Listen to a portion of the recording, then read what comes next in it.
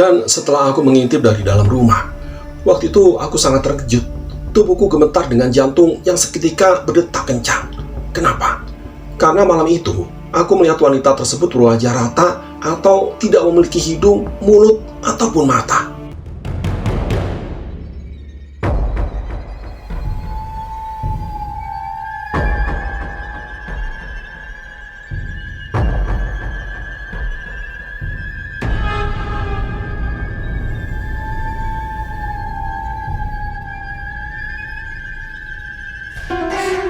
Bismillahirrahmanirrahim. Assalamualaikum warahmatullahi wabarakatuh. Ya, kembali lagi bersama Cerpen Horor. Cerpen Horor kali ini akan membacakan sebuah kisah dari akun Twitternya @lakonstory dengan judul Jangan Bawa Bayi ke Kuburan. Baik, buat teman-teman yang nanti ingin membaca kisah lengkapnya, bisa saja langsung mengunjungi linknya yang akan dicantumkan di deskripsi. Dan buat teman-teman yang belum subscribe channel ini, mohon untuk bisa subscribe channel ini agar channel ini bisa lebih berkembang lagi. Baik, langsung saja kita masuki ceritanya. Jika diajak untuk mengingat kembali pengalaman waktu itu, tentu saja aku masih sangat trauma. Karena hingga saat ini, seramnya wajah bayi tersebut masih sangat teringat jelas. Bahkan mungkin tidak akan pernah bisa aku lupakan selama hidupku. Namun sayangnya, karena kurasa pengalaman ini bisa menjadi pelajaran bagi orang lain. Akhirnya, aku pun bersedia jika cerita ini dibagikan dengan harapan agar ibu-ibu di luar sana lebih berhati-hati lagi ketika memiliki seorang bayi. Semua ini berawal ketika aku baru saja melahirkan anak pertamaku. Suasana yang sebelumnya sangat membahagiakan, waktu itu mendadak berubah menjadi sangat mencekam. Sebenarnya, aku pun tidak memungkiri. Sebagai orang Jawa Tulen, seharusnya aku memang lebih menghormati adat dan istiadat agar hal-hal buruk tidak terjadi. Namun karena keangkuhanku, akhirnya pengalaman sepilu ini pun bisa terjadi. Perkenalkan, namaku Resa. Aku adalah seorang wanita muda yang kini menjadi ibu-ibu dengan lahirnya bayiku beberapa bulan yang lalu.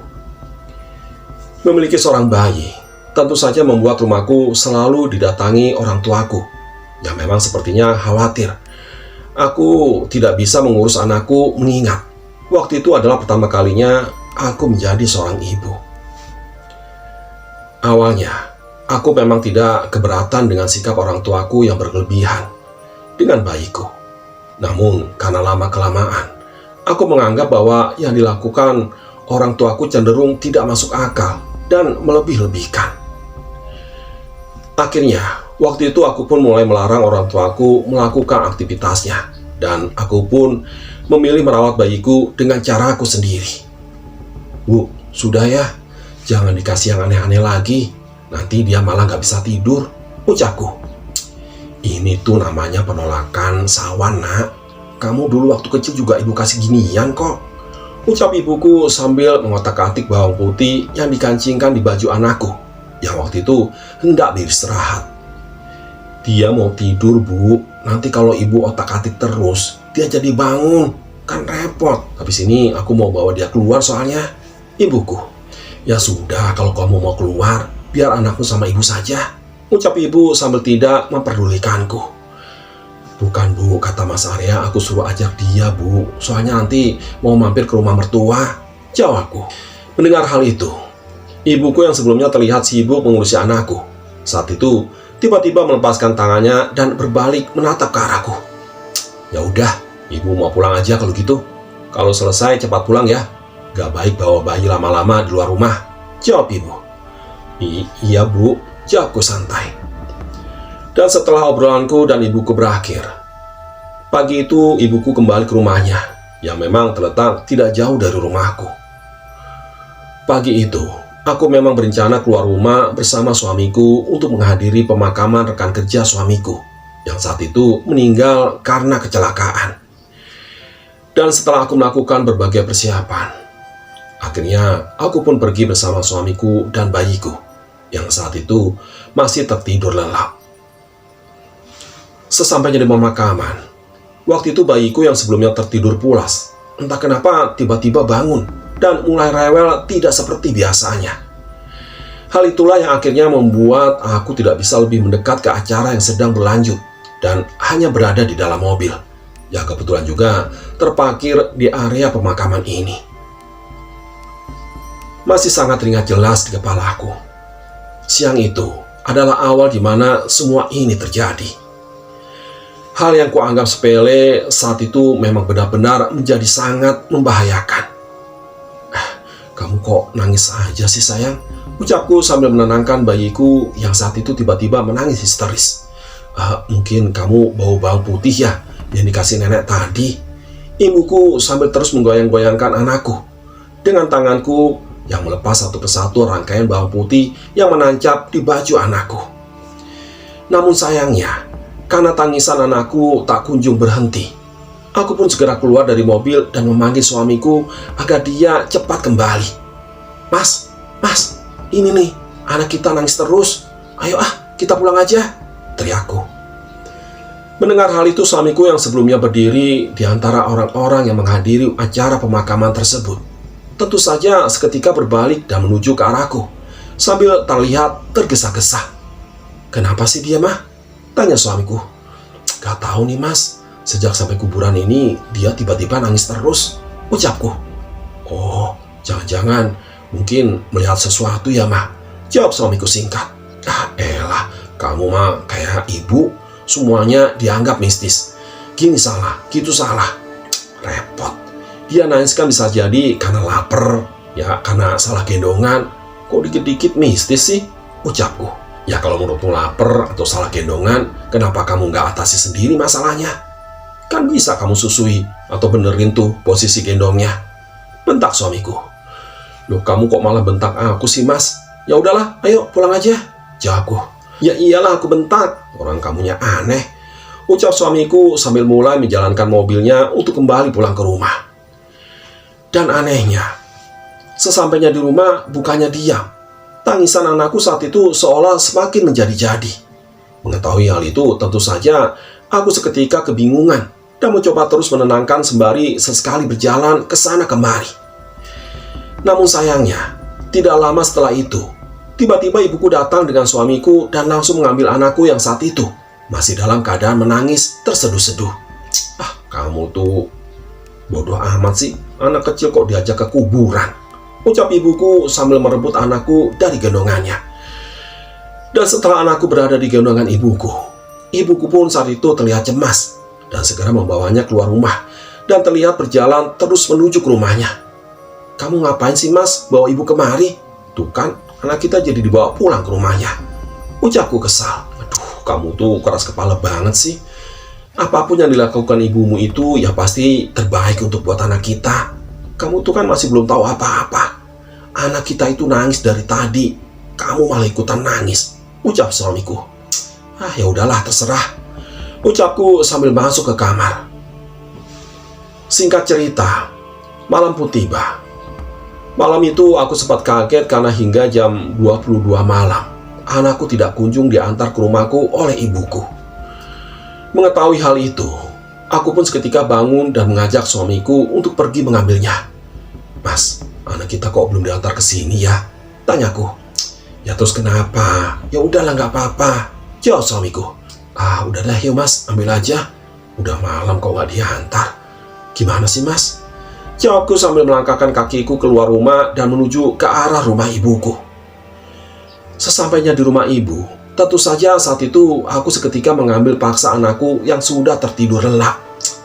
Bu, biar aku bawa pulang aja ya. Nanti malam kalau dia nangis minta susu, nggak ada yang nyusuin, ucapku sambil mengangkatnya dari tempat tidur ibuku. Udah, jangan dibawa pulang dulu. Besok aja kenapa sih? Sekarang dia lagi banyak yang mengawasi makhluk halus yang ada di kuburan tadi. Banyak yang ikut pulang ke rumahmu, ucap ibu. Ibu istirahat aja. Ini kan anakku, jawabku sambil tidak memperdulikan ucapan ibuku. Sesampainya aku di rumah, aku segera mengunci pintu rumah dan menutup semua gorden yang saat itu belum tertutup. Dan setelah aku meletakkan anakku di tempat tidurnya, akhirnya malam itu aku dan suamiku tertidur lelap. Namun sayangnya, Sekitar pukul jam 2 dini hari, aku dikagetkan dengan suara anakku yang saat itu tiba-tiba menangis histeris.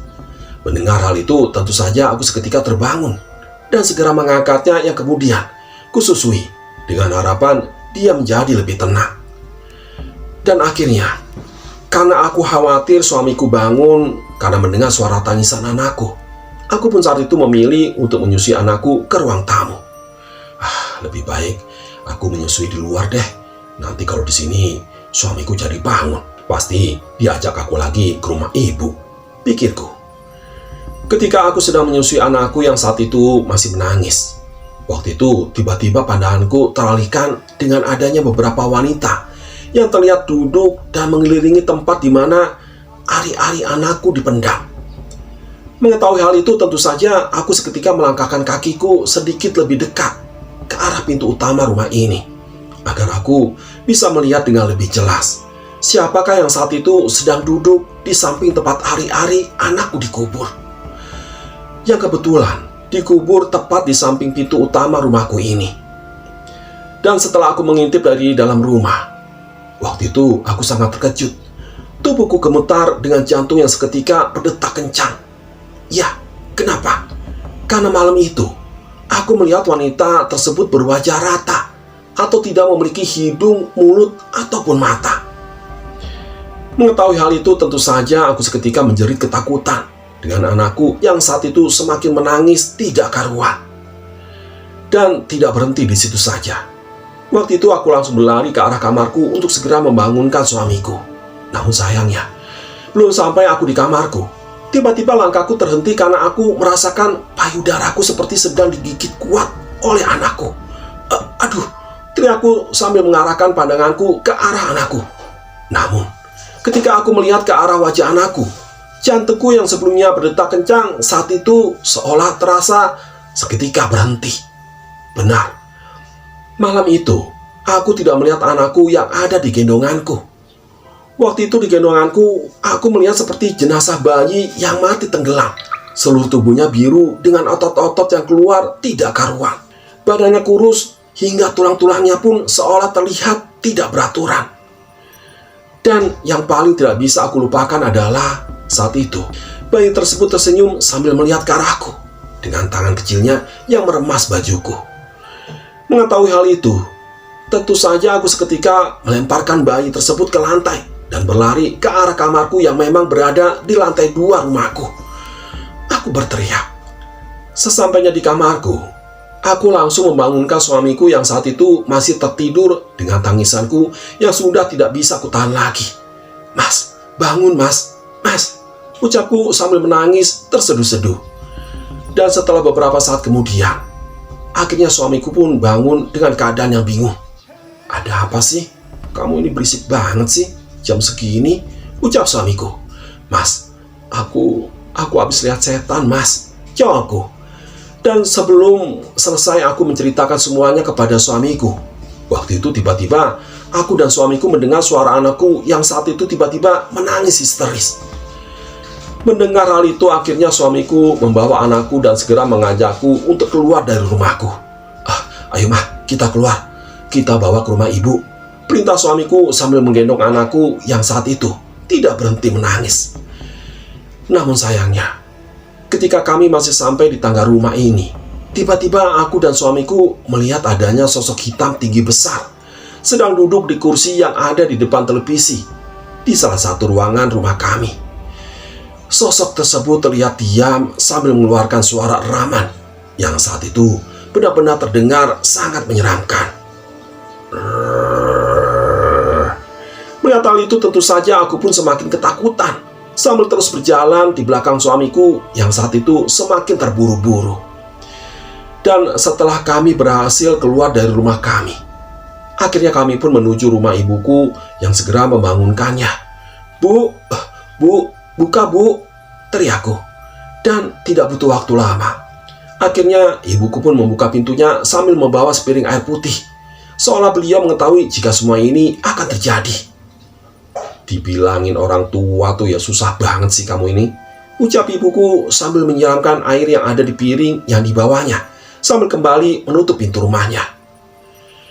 Di dalam rumah ibu, anakku pun seketika dibasuh mukanya dengan air putih lain, sambil mulut ibu yang terlihat mengucapkan doa-doa yang aku sama sekali tidak mengerti bahasanya. Bahkan, waktu itu aku juga mencium aroma sangir yang sangat menusuk hidung. Bau apa ini ya, Bu? Tanyaku. Sudah, jangan banyak ngomong. Anakmu bawa masuk ke kamar. Dan kamu, Alia, kamu sekarang baca Al-Quran di samping telinga anakmu, ucap ibuku sambil memerintahkan suamiku untuk mengambil Al-Quran kecil yang ada di atas lemari. Dan setelah semua arahan ibuku kuturuti, akhirnya malam itu pun anakku bisa berhenti menangis sekitar hampir subuh. Dan sejak kejadian itu, aku pun akhirnya mengajak ibuku untuk tinggal di rumah bersama kami sampai anakku tumbuh dewasa. Selama ibuku di rumahku, memang sering sekali aku dan suamiku mendengar suara, aroma, hingga penampakan aneh yang memang terkadang ada di sekitar ruangan rumahku. Menurut ibuku, hal ini terjadi setelah aku membawa anakku ke kuburan waktu itu. Makhluk halus yang ada di kuburan tersebut ternyata tertarik dengan anakku yang akhirnya mereka ikut pulang ke rumah ini. Namun, karena ibuku yang rutin melakukan ritual Jawa dengan dibarengi mendekatkan diri kepada Yang Maha Kuasa, akhirnya semuanya bisa dilalui dengan aman. Ya, demikianlah cerpen horor kali ini. Sampai ketemu lagi di cerpen horor berikutnya. Terima kasih. Assalamualaikum warahmatullahi wabarakatuh.